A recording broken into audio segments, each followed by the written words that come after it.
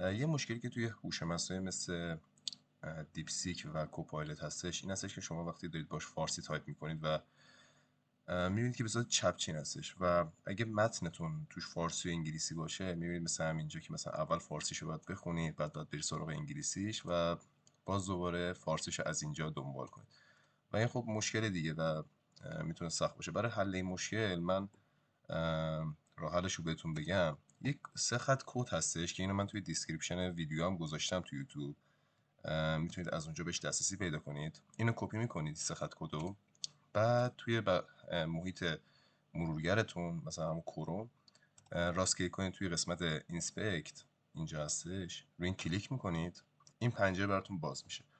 خب کلید میانبر هم باز داره، مثلا شما دکمه F12 روی کیبوردتون بزنید باز دوباره این پنجره براتون باز میشه. ولی خب حالا طبق معمول ما رو همین اینسپکت میزنیم و این پنجره برام باز میشه. توی قسمت المنت و استایل بیاین و تو این قسمت شما میتونید کدتون رو وارد کنید. خب تو ویدیوی قبلی من بهتون گفته بودم این کد رو اینجا پیست بکنید 3 خط و این صفحه براتون راستشین میشه. بعضی وقتا شما پیست میکنید این اعمال نمیشه و من این ویدیو رو ضبط کردم برای اینکه اون مشکل رو برطرف کنیم. برای اینکه این کد حتما کار کنه روی ابزار اینجا هستش کلیک میکنید.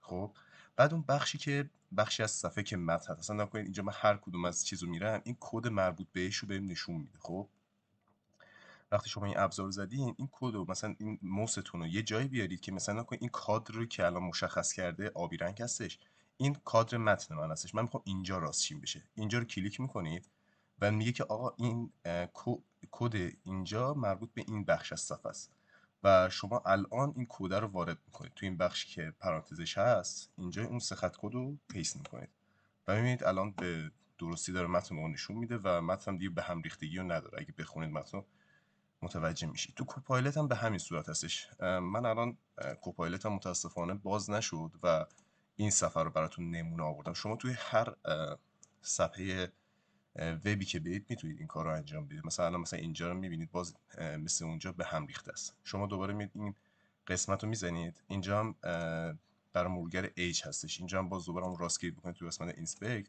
یا همون شورتکات F12 رو بزنید براتون باز میشه.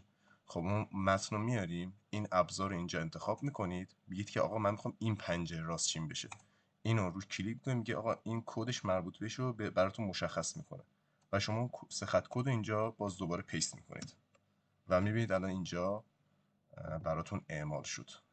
و مثلا نکنید اینجا هنوز اعمال نشده، میتونید بازم دوباره بیاید اینجا رو بگید من این صفحه رو میخوام، این صفحه رو برام باز دوباره راستچین بکن، این 3 خط کد پیست میکنید و میبینید که به درستی اعمال شد. و خواستم چند بار تکرار بشه که ببینید همه جا این روش کار میکنه، رو هر هوش مصنوعی، رو هر صفحه پیجی توی اصلا دارید تو گوگل سرچ میکنید مثلا به همچین موردی برخوردید میتونید همه جا اعمال کنید.